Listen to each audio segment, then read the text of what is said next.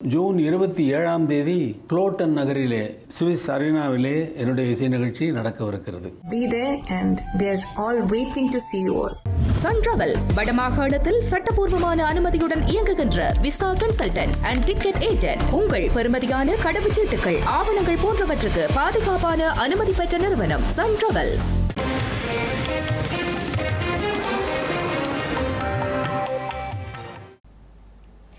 வணக்கம். இது ஐபிசி தமிழின் இரவு நேர பிரதான செய்திகள். முதலில் தலைப்புச் செய்திகள்.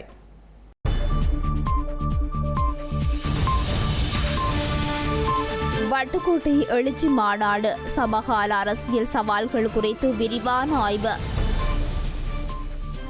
சோமரத்ன ராஜபக்ஷவை யாழில் வைத்து விசாரிக்க வேண்டும், பல புதைகுழிகள் கண்டுபிடிக்கப்படும் என்கிறார் சுரேஷ் பிரேமச்சந்திரன். யாழ் பொது அமைப்புகளின் பிரதிநிதிகளுடன் நீதியமைச்சர் முக்கிய கலந்துரையாடல், மாவட்ட நிலவரங்கள் குறித்து விரிவாக ஆய்வு. பாஜக தலைவர் நயினார் நாகேந்திரனை சந்தித்தார் ஸ்ரீதரன், ஈழத்தமிழர்களின் அரசியல் நெருக்கடி தொடர்பில் எடுத்துரைப்பு. செந்தில் பாலாஜி இல்லத்தில் மீண்டும் சோதனை, தீவிரமடையும் புலனாய்வு விசாரணைகள். பிரித்தானியாவில் தொடருந்து விபத்து, ஒருவர் பலி, 89 பேர் காயம்.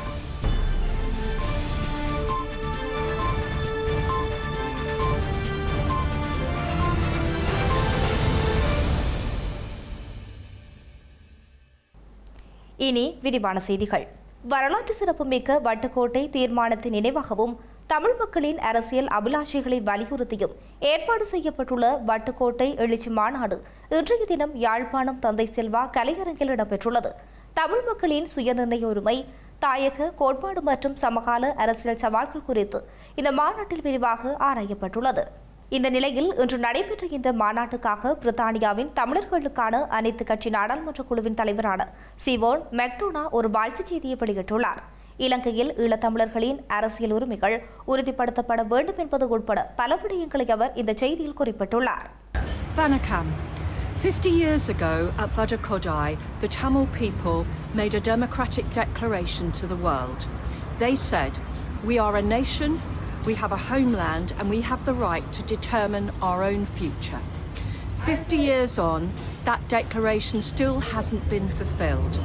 I'm sending this message to you from London, actually from outside the Civic Centre, but I want you to know that I send it with real hope because the moment feels different.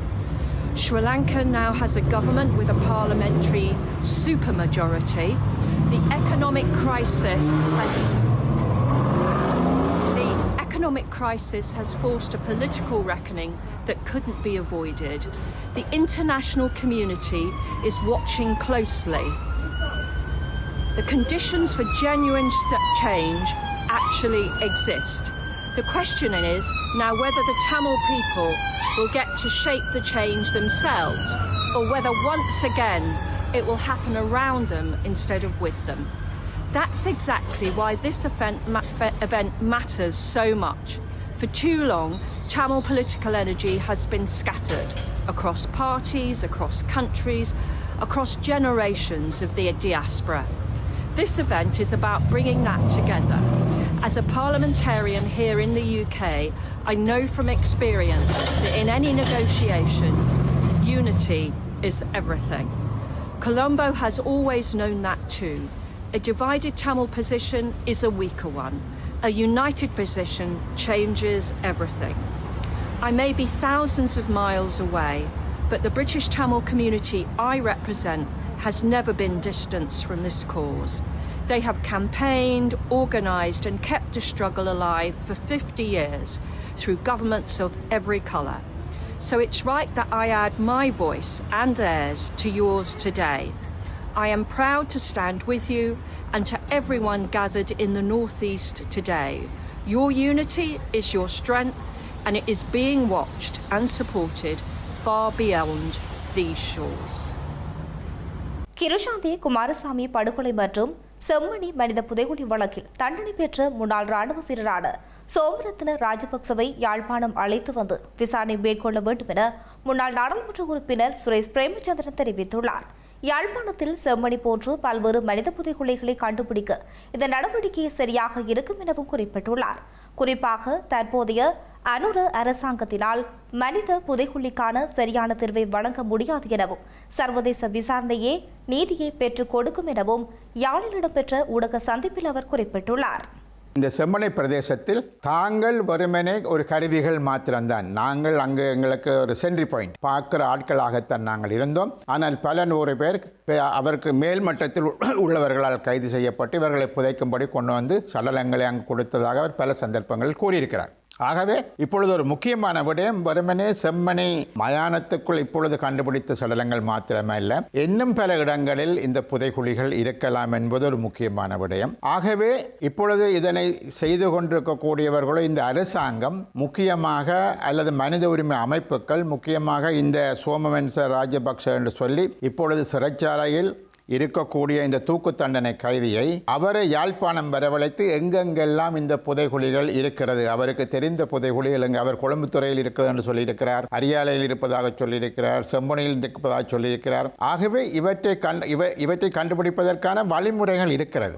அதனை செய்த அல்லது அதனை பார்த்த அதனுடன் சம்பந்தப்பட்டவர் இன்னும் சிறைச்சாலையில் இருக்கின்றார். ஆகவே இவை முழுமையாக செய்யப்பட்டால் மாத்திரம்தான் முக்கியமாக பல விடயங்கள் வெளியில் வரும் என்ற ஒரு உண்மையான நிலவரம் இருக்கின்றது. இந்த அரசாங்கம் ஒரு புதிய அரசாங்கமாக இருந்தாலும் கூட இவர்கள் தங்களது இராணுவ அதிகாரிகளையும் தங்களது இராணுவத்தையும் காப்பாற்றுவதற்காகத்தான் செயற்படுவார்களே தவிர இவர்கள் உண்மையை கண்டறிவதற்கு செயற்பட மாட்டார்கள்.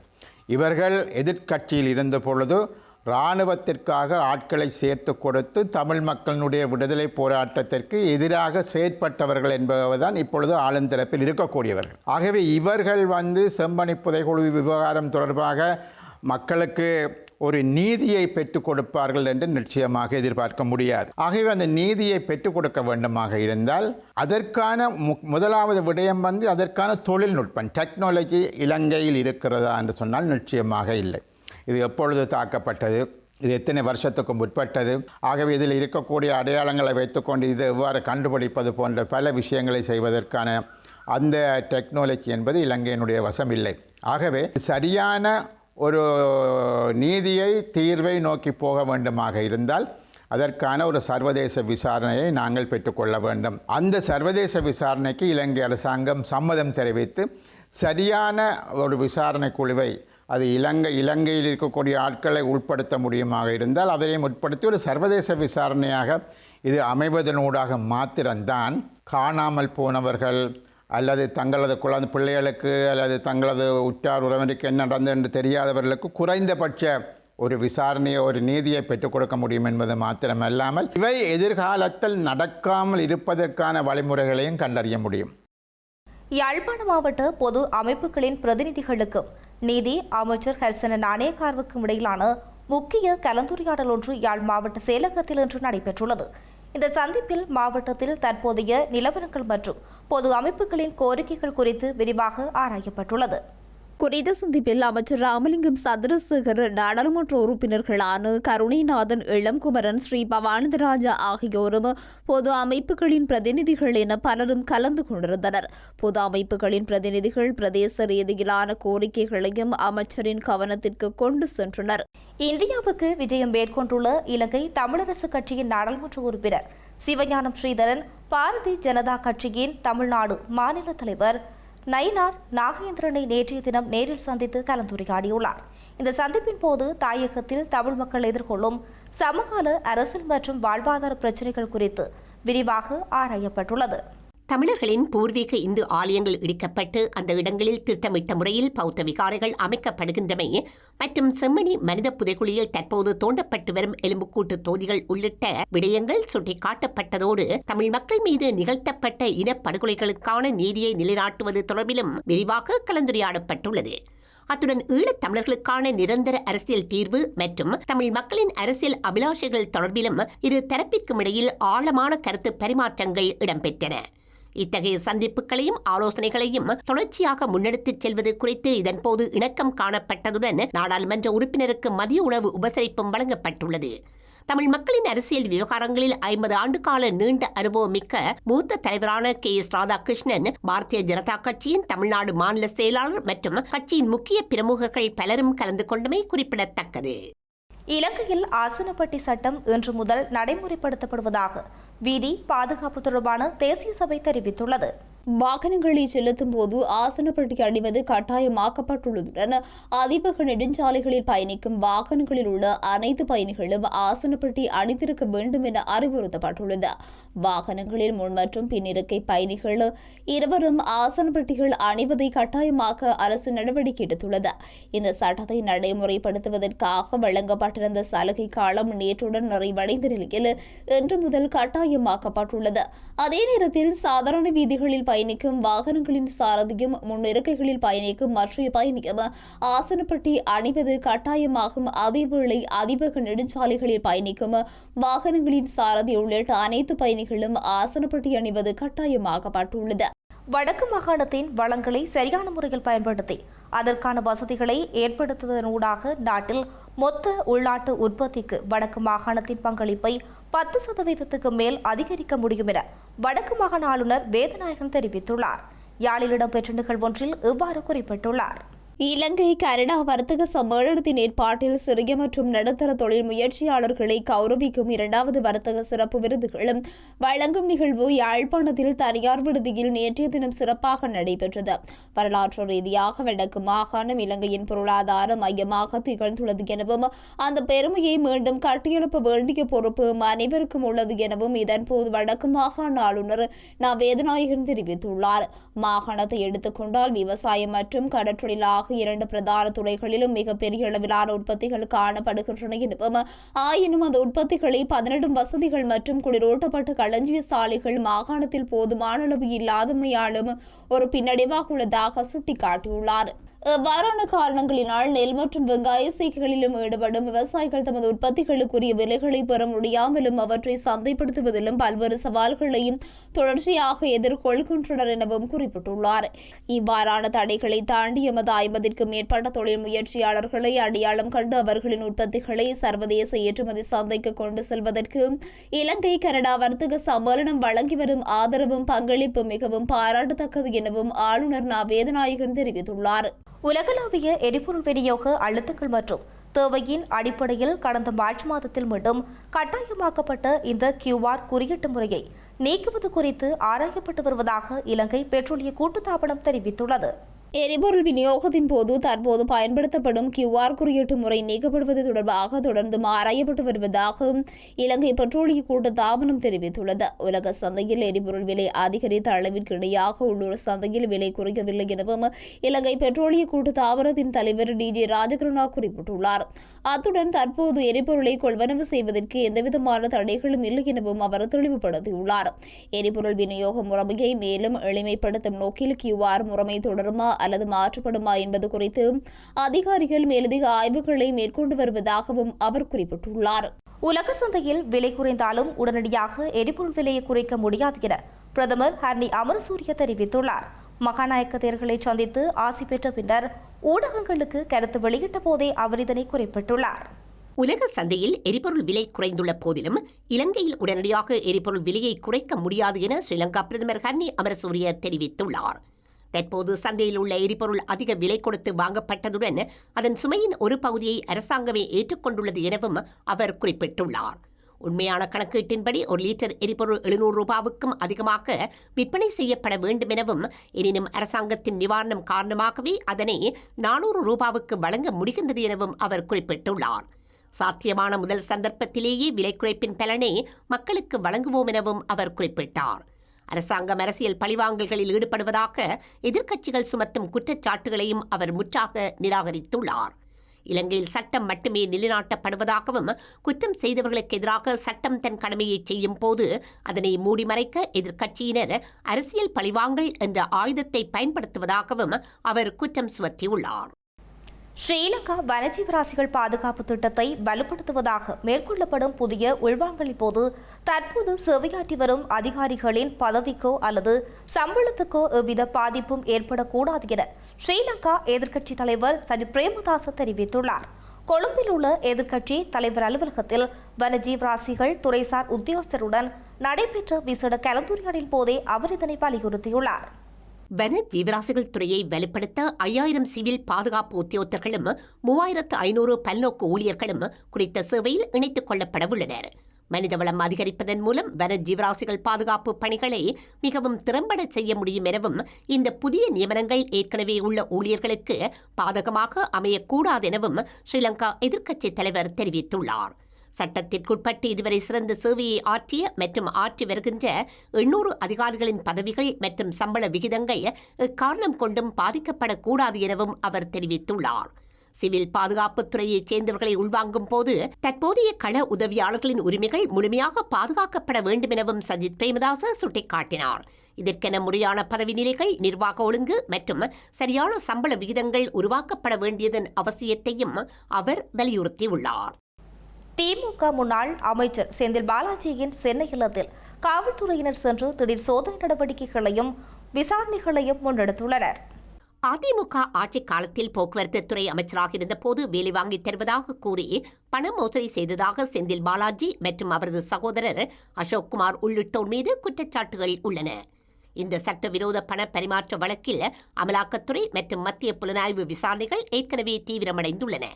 அண்மையில் செந்தில் பாலாஜி மீதான இந்த முறைகேடு வழக்கை விசாரிப்பதற்கு தமிழக ஆளுநரின் ஒப்புதலும் பெறப்பட்டதாக தகவல்கள் வெளியாகியிருந்தன. இந்த வழக்கின் முக்கிய கூட்டு சந்தேக நபரான செந்தில் பாலாஜியின் தம்பி அசோக்குமாரை தேடும் பணியில் காவல்துறையினர் தீவிரமாக இறங்கியுள்ளனர். காவல்துறையினர் விசாரணைக்கு சென்றபோது செந்தில் பாலாஜி வீட்டில் இல்லை என தெரிவிக்கப்படுகின்றது. செந்தில் பாலாஜியின் தம்பியான அசோக்குமார் தங்கியிருக்கலாம் என்ற சந்தேகத்தின் அடிப்படையிலும் மேலதிக விசாரணை ஆதாரங்களை சேகரிக்கும் நோக்கிலும் இன்று காவல்துறையினர் விசாரணையை தொடங்கி இருக்கலாம் எனவும் தெரிவிக்கப்படுகின்றது. பிரித்தானியாவின் பெட்போர்ட் பகுதியில் 2 தொடருந்துகள் மோதிக்கொண்ட விபத்தில் ஒரு தொடருந்தி சாரதி பலியாகி 89 பேர் காயமடைந்த நிலையில் காயமடைந்தவர்களில் தமிழர்கள் அல்லது இலங்கையர்கள் அடங்கியிருப்பதாக செய்திகள் இதுவரை வரவில்லை. யாரும் காயமடைந்தனரா என்பது தெரியவில்லை. பிரித்தானியா உட்பட ஐரோப்பிய நாடுகள் பொதுவாகவே உலகின் மிக பாதுகாப்பான தொடருந்து வலையமைப்புகளை கொண்ட நாடுகளாக இருந்தாலும் அவ்வப்போது தொடர்ந்து விபத்துகள் இடம்பெறத்தான் செய்கின்றன. அந்த வகையில் நேற்று ஈஸ்ட் மிட்லாண்ட் சேவைக்கு சொந்தமான 2 தொடருந்துகள் மோதியதால் பெரும் விபத்து ஏற்பட்டுள்ளது. லண்டன் செயின்ட் பான் கிராஸ் நிலையத்தை நோக்கி இவை பயணித்த போது மாலை 5 மணிக்கு பின்னர் லூட்டன் மற்றும் பெட்ஃபோர்டுக்கு இடையில் இந்த விபத்து நடந்தது. ஒரு தொடருந்து அதே பாதையில் தனக்கு முன்னால் மெதுவாக நகர்ந்து கொண்டிருந்த இன்னொரு தொடருந்தின் பின்புறத்தில் மோதியதால் பின்னால் வந்து மோதிய தொடருந்தின் சாரதி பலியாகி 2 தொடருந்துகளில் 89 பேர் காயமடைந்தனர். இவர்களில் 11 பேர் படுகாயமடைந்தனர். ஒரே பாதையில் எப்படி 2 தொடருந்துகளும் செல்லும் வகையில் சமிக்ஞை வழங்கப்பட்டது என்பது முக்கிய விடயமாக உள்ளதால் இந்த விபத்துக்கு சமிக்ஞை அல்லது செயற்பாட்டு கோளாறுகள் காரணமாக இருக்கலாம் என முதற்கட்ட ஐயங்கள் உருவாக்கியுள்ளன. இந்த விபத்தை அடுத்து உலங்கு வானூர்தி ஆம்புலன்ஸ் கலங்கள் உட்பட அவசரகால வளங்கள் அந்த இடத்துக்கு அனுப்பப்பட்டு மீட்பு பணிகள் இடம்பெற்றன. செய்திகளின் நிறைவாக மீண்டும் தலைப்புச் செய்திகள்.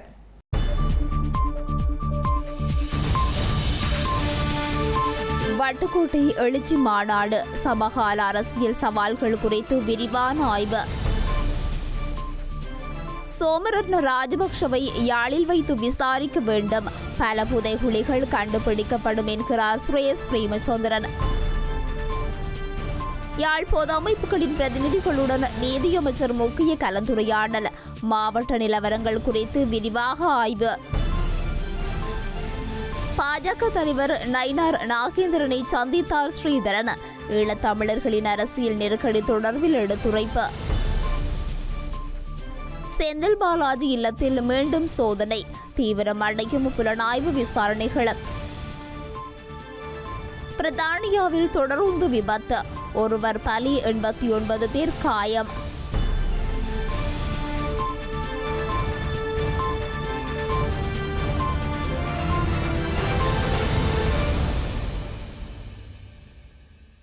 இத்துடன் ஐபிசி தமிழின் இரவு நேர பிரதான செய்திகள் நிறைவு பெற்றன. உடனுக்குடன் செய்திகளை அறிந்து கொள்ள ibctamil.com என்ற எமது இணையதளத்தை பார்வையிடுங்கள். வணக்கம். ஜூன் 27ஆம் தேதி குளோட்டன் நகரிலே சுவிஸ் அரினாவிலே என்னுடைய இசை நிகழ்ச்சி நடக்கவிருக்கிறது. Be there and we are all waiting to see you all.